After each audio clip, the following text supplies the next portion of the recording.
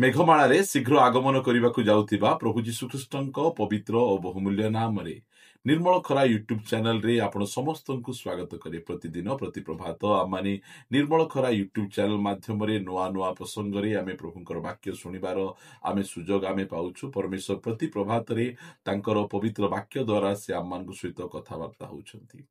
ପ୍ରଭୁଙ୍କୁ ଧନ୍ୟବାଦ ଦେବା ସହିତ ଆପଣ ସମସ୍ତଙ୍କୁ ମଧ୍ୟ ଧନ୍ୟବାଦ ଦିଏ ଯେ ଆପଣମାନେ ନିୟମିତ ଏହି ଚ୍ୟାନେଲ ଦ୍ୱାରା ପ୍ରସାରିତ ହେଉଥିବା କାର୍ଯ୍ୟକ୍ରମ ଗୁଡ଼ିକକୁ ଦେଖୁଛନ୍ତି।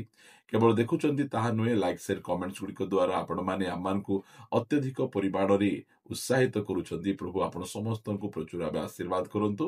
ଆପଣମାନଙ୍କର ପ୍ରାର୍ଥନା ପଏଣ୍ଟ ଗୁଡ଼ିକକୁ ଆମେ ଦେଖୁଛୁ, ପ୍ରାର୍ଥନା କରୁଛୁ, ବିଶ୍ୱାସ କରୁଛୁ ପରମେଶ୍ୱର ଆପଣମାନଙ୍କ ଜୀବନରେ ଅଦ୍ଭୁତ କାମ କରୁଥିବେ।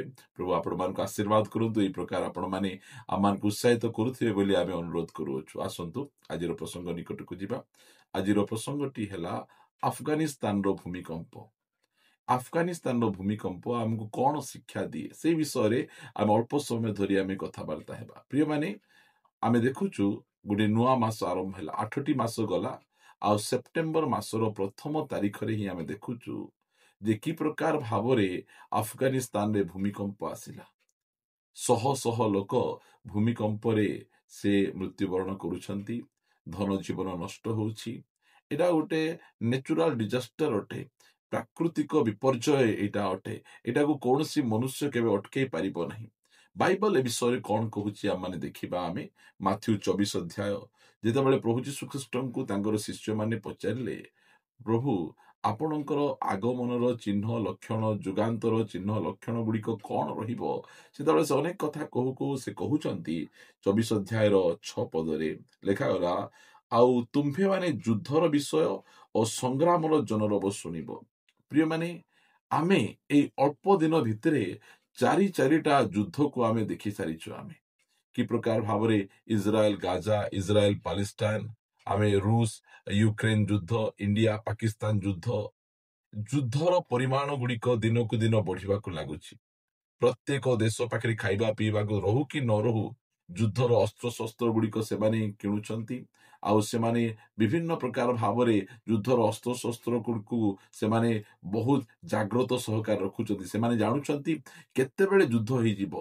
ଆମେ ଯାହା ବି ଥାଉ କି ନଥାଉ, ଆମମାନଙ୍କର ଯୁଦ୍ଧ ପାଇଁ ଅସ୍ତ୍ରଶସ୍ତ୍ର ରହିବାର ଆବଶ୍ୟକ ରହିଛି। ଗରିବ ଦେଶ ହେଲେ ମଧ୍ୟ ସେମାନେ ଅନେକ ଟଙ୍କା ଋଣ ନେଇ ସେମାନେ ଯୁଦ୍ଧର ଅସ୍ତ୍ରଶସ୍ତ୍ର ଗୁଡ଼ିକ କିଣି ସେମାନେ ସାଇତି କରିକି ରଖିଅଛନ୍ତି। କାରଣ ଏହା ବାଇବଲର ପ୍ରଫେସି ଅଟେ। ବାଇବଲ ଏସବୁ ଭାବବାଣୀ କହିଛି, ତୁମେ ଯୁଦ୍ଧର ବିଷୟ ଓ ସଂଗ୍ରାମର ଜନରବ ଶୁଣିବ, ସାବଧାନ ବ୍ୟାକୁଳ ହୁଅ ନାହିଁ, କାରଣ ଏହି ସମସ୍ତ ଅବଶ୍ୟ ଘଟିବ, କିନ୍ତୁ ସେହି କାଳ ଯୁଗାନ୍ତ ନୁହେଁ। 7 ପଦରେ ସେ କହୁଛନ୍ତି, ଜାତି ବିପକ୍ଷରେ ଜାତି ଓ ରାଜ୍ୟ ବିପକ୍ଷରେ ରାଜ୍ୟ ଉଠିବ ଓ ସ୍ଥାନେ ସ୍ଥାନେ ଦୁର୍ଭିକ୍ଷ ଓ ଭୂମିକମ୍ପ ହେବ। ଆମେ ଦେଖୁଛୁ ଏଇ ଅଳ୍ପ ଦିନ ପରେ ମିଆଁମାରରେ ଭୂମିକମ୍ପ, ଆମେ ଦେଖୁଛୁ ଆଫଗାନିସ୍ତାନରେ ଭୂମିକମ୍ପର ତୀବ୍ରତା ଦିନକୁ ଦିନ ବଢି ଯାଉଛି। ଗୋଟିଏ ସ୍ଥାନରେ 11 ଥର ଲେଖା ଭୂମିକମ୍ପ ଗୁଡ଼ିକ ହଉଛି। ଆପଣ ଯଦି ନ୍ୟୁଜ ଦେଖୁଛନ୍ତି, ଆପଣ ଜାଣିପାରୁଥିବେ ଯେ କି ପ୍ରକାର ଭାବରେ ସ୍ଥାନେ ସ୍ଥାନେ ଭୂମିକମ୍ପ ଗୁଡ଼ିକ ହଉଛି। ପ୍ରିୟମାନେ, ଏଇ ସବୁ ଗୁଡ଼ିକ ଆମମାନଙ୍କୁ ଚେତାଏ ଯେ ପ୍ରଭୁ ଯୀଶୁଖ୍ରୀଷ୍ଟଙ୍କର ଆଗମନ ସନ୍ନିକଟ ଅଟେ। ପ୍ରଭୁ ଯୀଶୁଖ୍ରୀଷ୍ଟଙ୍କର ଆସିବାର ଏହା ଚିହ୍ନ ଲକ୍ଷଣ ଅଟେ। এই ସବୁ ଗୁଡ଼ିକ ବାଇବଲରେ ଯାହା ଲେଖା ହେଇଛି ସେ ସବୁ ଗୁଡ଼ିକ ଆମ ଆଗରେ ପୂର୍ଣ୍ଣ ହେଉଛି।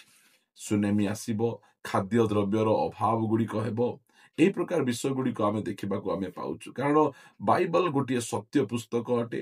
ଆଉ ଯାହା ବିଷୟ ଭବିଷ୍ୟତରେ ହେବ, ସେଇ ସବୁ ବିଷୟ ଗୁଡ଼ିକକୁ ବର୍ତ୍ତମାନ ସେ ଲେଖିଦେଇଛନ୍ତି। ଦେଖନ୍ତୁ, ଜେରୁସାଲେମ ଏବେ ସମସ୍ତଙ୍କର ଆକର୍ଷଣର କେନ୍ଦ୍ର। ଇସ୍ରାଏଲ ଏବେ ସମସ୍ତଙ୍କର ଆକର୍ଷଣର କେନ୍ଦ୍ର। ସବୁ ସମୟରେ ସେ ଆକର୍ଷଣରେ ଥାଏ। ସବୁ ନ୍ୟୁଜରେ ଜେରୁସାଲେମ ବିଷୟରେ, ଇସ୍ରାଏଲ ବିଷୟରେ କୁହାଯାଉଛି। କାରଣ ଏମିତି ଗୋଟେ ସମୟ ଆସିବ ଯେ ସବୁ ଲୋକମାନେ ଜେରୁସାଲେମର ଚାରିଆଡେ ତାଙ୍କୁ ଘେରି ପକେଇବେ ବୋଲି ମଧ୍ୟ ବାଇବଲରେ ଭାବବାଣୀ ଗୁଡ଼ିକ ରହିଅଛି। ପ୍ରିୟମାନେ, ଏଇ ସବୁ ବିଷୟ ଗୁଡ଼ିକ ଆମମାନଙ୍କର ଚକ୍ଷୁ ଆଗରେ ଆମେ ହେବାର ଆମେ ଦେଖୁଅଛୁ। କାରଣ ବାଇବଲର ଭାବବାଣୀ ଥିଲା ଯେ ଇସ୍ରାଏଲ ଦେଶ ପୁନର୍ବାର ଗଠିତ ହେବ। 1948 ମସିହାରେ ଇସ୍ରାଏଲ ପୁନର୍ବାର ଗୋଟିଏ ଦେଶ, ମେ ମାସ 14 ତାରିଖରେ ସେ ଗୋଟେ ଦେଶ ଭାବରେ ସେ ଗଠିତ ହେଇକିନା ସେ ଆସିଲା। କାରଣ ବାଇବଲରେ ଯାହା ଲେଖା ହେଇଛି ସେ ସବୁ ଗୁଡ଼ିକ ଘଟୁଅଛି। ଏ ଯୋଉ ଭୂମିକମ୍ପ ଗୁଡ଼ିକ, ସୁନାମି ଗୁଡ଼ିକ, এই ପ୍ରକାର ଯୁଦ୍ଧର ସଂଗ୍ରାମର ଜନରବ ଗୁଡ଼ିକ ଆମେ ଦେଖୁଛୁ। ଆମେ ଚାରିଆଡ଼େ ଯୁଦ୍ଧର ମାହୋଲ, ତୃତୀୟ ବିଶ୍ୱଯୁଦ୍ଧ ହେଇଯିବ, ତୃତୀୟ ବିଶ୍ୱଯୁଦ୍ଧ ହେଇଯିବ, ଏଇସବୁ ମାହୋଲ ଗୁଡ଼ିକ ଆମେ ଚାରିଆଡ଼େ ଆମେ ଦେଖୁଛୁ। ଆମେ କାରଣ ବାଇବଲ ପରମେଶ୍ୱରଙ୍କର ସତ୍ୟ ପୁସ୍ତକ। ପୃଥିବୀ ଉପରେ ଯେଉଁ ପ୍ରକାର ବିନାଶ ଗୁଡ଼ିକ ମାଡ଼ି ଆସୁଛି, ସେ ସବୁ ଗୁଡ଼ିକ ନ ଆସିବା ପୂର୍ବରୁ ବାଇବଲ ଆମମାନଙ୍କୁ ସତର୍କ କରାଇ ଦେଉଅଛି। ଲୋକମାନେ ସେସବୁ ବିନାଶକୁ ଦେଖିବେ ଯେତେବେଳେ, ପୃଥିବୀ ଉପରେ ଆସୁଥିବା ବିନାଶ, ଅନେକ ଲୋକ ସେମାନେ ମୂର୍ଚ୍ଛାପନ୍ନ ହେଇଯିବେ ବୋଲି ମଧ୍ୟ ଲେଖାଯାଉଅଛି। ଆମେ ପଢ଼ିବା ଆମେ 21 ଅଧ୍ୟାୟ ଲୁକ ଏହାର 25 ପଦ। ପୁଣି ସୂର୍ଯ୍ୟ, ଚନ୍ଦ୍ର ଓ ନକ୍ଷତ୍ର ମାଳର ଲକ୍ଷଣ ଦେଖାଯିବ, ଆଉ ପୃଥିବୀର ଜାତିମାନଙ୍କ ମଧ୍ୟରେ କ୍ଲେଶ ଘଟିବ। ସମୁଦ୍ର ଓ ତରଙ୍ଗର ତର୍ଜନ ଗର୍ଜନ ହେତୁ ସେମାନେ ହତବୁଦ୍ଧି ହେବେ। ପୁଣି ଜଗତ ଉପରେ ଆସୁଥିବା ଘଟଣା ସବୁକୁ ଅପେକ୍ଷା କରି ଲୋକେ ମୂର୍ଚ୍ଛିତ ହେବେ, କାରଣ ଆକାଶ ମଣ୍ଡଳର ଶକ୍ତି ସମୂହ ବିଚଳିତ ହେବ। ସେତେବେଳେ ଲୋକେ ମନୁଷ୍ୟ ପୁତ୍ରକୁ ମହାପରାକ୍ରମ ଓ ମହାମହିମା ସହ ମେଘମାଳାରେ ଆଗମନ କରିବା ଦେଖିବେ। ପ୍ରିୟମାନେ, ଆମେ ଦେଖୁଛୁ ଆମେ ଶେଷ ସମୟରେ ଅଛୁ। ଚିହ୍ନ ଲକ୍ଷଣ ଗୁଡ଼ିକ ଆମମାନଙ୍କୁ ଦେଖାଯାଉଛି। ପ୍ରାର୍ଥନା ଆମେ କରିବା, ଯେଉଁ ଯେଉଁ ସ୍ଥାନ ମାନଙ୍କରେ କି ଭୂମିକମ୍ପ ହେଉଛି, ସେ ସ୍ଥାନର ଲୋକମାନଙ୍କର ସୁରକ୍ଷା ନିମନ୍ତେ ସେମାନଙ୍କୁ ଉପଯୁକ୍ତ ଭାବରେ ଔଷଧ, ଖାଦ୍ୟପତ୍ର, ସବୁ ପ୍ରକାର ସୁବିଧା ମିଳିପାରିବ। ଆମେ ପ୍ରାର୍ଥନା କରିବା, କାରଣ ନିରୀହ ଲୋକମାନେ ସେମାନେ ସେଇ ସ୍ଥାନରେ ଅଛନ୍ତି, ଆଉ ସେଇ ସ୍ଥାନର ପରିସ୍ଥିତି ଏତେ ଭୟଙ୍କର। ପ୍ରତ୍ୟେକ ଲୋକ ଯଦି ତାଙ୍କୁ ସାହାଯ୍ୟ ନ କରିବେ, ତାହେଲେ ଏହି ପ୍ରକାର ଦୁଃଖଦ ପରିସ୍ଥିତି ମଧ୍ୟରେ ସେମାନେ କି ପ୍ରକାର ଭାବରେ ସର୍ଭାଇଭ୍ କରିପାରିବେ। ପ୍ରିୟମାନେ, ଆମେ ଜାଗ୍ରତ ରହିବା, ଆମେ ପ୍ରସ୍ତୁତ ରହିବା, କାରଣ ସେ ଦିନ କି ଆମେ ଦଣ୍ଡ ଆମେ ଜାଣୁନାହୁଁ, ମାତ୍ର ଆମେ ଚିହ୍ନ ଗୁଡ଼ିକ ଆମେ ଜାଣୁଛୁ। ଆମେ ଚିହ୍ନ ଦ୍ୱାରା ଆମେ ଜାଣିପାରୁଛୁ ଯେ ଆମମାନଙ୍କର ପ୍ରଭୁ ଯୀଶୁଖ୍ରୀଷ୍ଟ ମେଘମାଳାରେ ସେ ଶୀଘ୍ର ଆସିବା ପାଇଁ ଯାଉଅଛନ୍ତି। ଏ ଭୂମିକମ୍ପ ଗୁଡ଼ିକ ବିଷୟରେ ଲୋକମାନେ ଜାଣିପାରୁନାହାନ୍ତି, ଏ ଯୁଦ୍ଧ ବିଷୟରେ ଲୋକମାନେ ଜାଣିପାରୁନାହାନ୍ତି, ମାତ୍ର ଆମକୁ ବାଇବଲ ଏସବୁ ଗୁଡ଼ିକ ଅତି ସ୍ପଷ୍ଟ ଭାବରେ କହେ ଯେ ଏହିସବୁ ବିଷୟ ଗୁଡ଼ିକ ପ୍ରସବ ବେଦନାର ଆରମ୍ଭ। ଯେତେବେଳେ ଗୋଟେ ଛୁଆ ପ୍ରସବ ହେବ, ସେହି ସମୟରେ ବର୍ଥ ପେନ୍ ହେବ। ଏଇଟା ସବୁ ବର୍ଥ ପେନ୍ର ପ୍ରାରମ୍ଭ। ଆମେ ଜାଣୁଛୁ, ଆମେ ଏହି ଜଗତର ବିନାଶକୁ ଦେଖୁଛୁ, ଆମେ ଜଗତ ମଧ୍ୟରେ ଆସୁଥିବା ବିପଦ ଗୁଡ଼ିକ ଦେଖୁଛୁ। ଏବେ ମଧ୍ୟ ଯଦି ଆମେ ସୁସମାଚାର ବିଶ୍ୱାସ କରିବା ନାହିଁ, ଏବେ ମଧ୍ୟ ଯଦି ଆମେ ନିଜ ପାପରୁ ଆମେ ଫେରିବା ନାହିଁ, କେବେ ଆମେ ଫେରିବା? ପ୍ରିୟମାନେ, ମେଘମାଳାରେ ଯୀଶୁଖ୍ରୀଷ୍ଟ ଶୀଘ୍ର ଆସୁଅଛନ୍ତି। ତାଙ୍କର ସାଧୁ ଲୋକମାନଙ୍କୁ ନେଇଯିବେ। ଯଦି ମଣ୍ଡଳୀ ଥାଉଣୁ ଥାଉଣୁ ପୃଥିବୀର ଅବସ୍ଥା ଏ ପ୍ରକାର ହେଉଛି, ମଣ୍ଡଳୀ ଗଲା ପରେ ପୃଥିବୀର ଅବସ୍ଥା କି ପ୍ରକାର ହେବ? ଗୋଟେ ଜିଅନ୍ତା ନର୍କ ପାଲଟିଯିବ। ନର୍କ ଏ ପୃଥିବୀ ଉପରେ ଚାଲି ଆସିବ।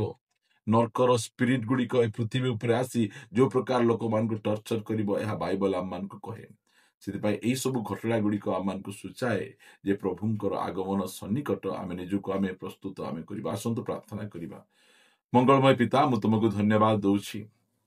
ପୃଥିବୀ ଉପରେ ଆସୁଥିବା ଘଟଣା ଗୁଡ଼ିକ ଦ୍ୱାରା ତୁମେ ଆମମାନଙ୍କୁ ସତର୍କ କରାଉଛ, ଚେତନା ଦେଉଛ। ପ୍ରଭୁ, ଏସବୁ ଘଟଣାକୁ କେହି ଅଟକାଇ ପାରିବେ ନାହିଁ। ଏସବୁ ଆଗମନର ଚିହ୍ନ ଲକ୍ଷଣ ଗୁଡ଼ିକ, ଆମେ ଏସବୁ ଘଟଣା ଗୁଡ଼ିକକୁ ଜାଣିଲେ ଆମେ ନିଜକୁ ଆମେ ପ୍ରସ୍ତୁତ କରି ଆଗମନ ନିମନ୍ତେ ଆମେ ନିଜକୁ ପ୍ରଭୁ ଆମେ ତିଆରି କରିବୁ। ସାହାଯ୍ୟ କର। ଆମେ ପ୍ରାର୍ଥନା କରୁଛୁ, ଯେଉଁମାନେ ଏବେ ଯାଏଁ ପ୍ରଭୁ ମନ ପରିବର୍ତ୍ତନ କରିନାହାନ୍ତି, ମନ ପରିବର୍ତ୍ତନ କରନ୍ତୁ। ଆମେ ପ୍ରାର୍ଥନା କରୁଛୁ, ଯେଉଁ ଯେଉଁ ସ୍ଥାନ ମାନଙ୍କରେ ଆଫଗାନିସ୍ତାନ, ମିଆଁମାର, ଯେଉଁ ସ୍ଥାନ ମାନଙ୍କରେ ଭୂମିକମ୍ପ ଗୁଡ଼ିକ ହେଇଛି, ସେହି ସ୍ଥାନରେ ରିଲିଫ ପହଞ୍ଚିବ, ଲୋକମାନେ ସୁସ୍ଥ ହେବେ, ଔଷଧ ପହଞ୍ଚିବ, ମେଡିକାଲ ଟିମ୍ ପହଞ୍ଚିବେ, ସେମାନଙ୍କର ଠିକ ଭାବରେ ଯତ୍ନ ନେଇପାରିବେ। ଖାଇବା ପିଇବା, ପ୍ରଭୁ ଇଲେକ୍ଟ୍ରିକ, ପାଣି ସବୁର ସୁବିଧା ହେଇପାରିବ। ଦୟାକରି ତୁମେ ସାହାଯ୍ୟ କର ପ୍ରଭୁ। ଏହି ପ୍ରକାର ପରିସ୍ଥିତିରେ ଯଦି ପ୍ରଭୁ ସାହାଯ୍ୟ ନ ଯିବ, ସେମାନେ କି ପ୍ରକାର ଭାବରେ ଚଳିପାରିବେ? ଆମେ ପ୍ରାର୍ଥନା କରୁଛୁ, ପାଖରେ ଥିବା ବିଭିନ୍ନ ପ୍ରକାର ଦେଶ ପ୍ରଭୁ ସେ ସବୁ କ୍ଷେତ୍ରରେ ସେମାନେ ସାହାଯ୍ୟର ହସ୍ତ ବଢେଇବେ, ଆଉ ସେହି ଭୂମିକମ୍ପ ଦ୍ୱାରା କ୍ଷୟକ୍ଷତି ହେଇଥିବା ଲୋକମାନେ ସେମାନେ ଉତ୍ତମ ଟ୍ରିଟମେଣ୍ଟ ପାଇପାରିବେ, ଖାଇବାକୁ ପାଇପାରିବେ, ରହିବାର ସୁବିଧା ପାଇପାରିବେ। ଦୟାକରି ତୁମେ ସାହାଯ୍ୟ କର, ଏହା ଆମେ ପ୍ରାର୍ଥନା କରୁଛୁ। ଦେଶମାନଙ୍କ ମଧ୍ୟରେ ପ୍ରଭୁ ସେହି ସାହାଯ୍ୟର ମନୋଭାବ ଦିଅ, ସମସ୍ତେ ସାହାଯ୍ୟର ହସ୍ତକୁ ବଢେଇବେ, ଅନୁଗ୍ରହ କର। ପ୍ରାର୍ଥନା ଶୁଣିଛ, ପ୍ରାର୍ଥନା ପ୍ରିୟ ପ୍ରଭୁ ଯୀଶୁ ନାମରେ ମାଗୁଛୁ, ଆମେନ୍ ଆମେନ୍। ସମସ୍ତଙ୍କୁ ନମସ୍କାର, ପ୍ରେଜ୍ ଦ ଲର୍ଡ। ପ୍ରଭୁ ଆପଣ ସମସ୍ତଙ୍କୁ ପ୍ରଚୁର ଭାବେ ଆଶୀର୍ବାଦ କରନ୍ତୁ। ପ୍ରଭୁ ଅନୁଗ୍ରହ କଲେ ଆସନ୍ତା ଅଧ୍ୟାୟରେ ଆଉ ଗୋଟେ ନୂଆ ପ୍ରସଙ୍ଗରେ ପରସ୍ପର ସହିତ ସାକ୍ଷାତ କରିବା ରହିବା। ସମସ୍ତଙ୍କୁ ନମସ୍କାର, ପ୍ରେଜ୍ ଦ ଲର୍ଡ, ଗଡ୍ ବ୍ଲେସ୍ ୟୁ।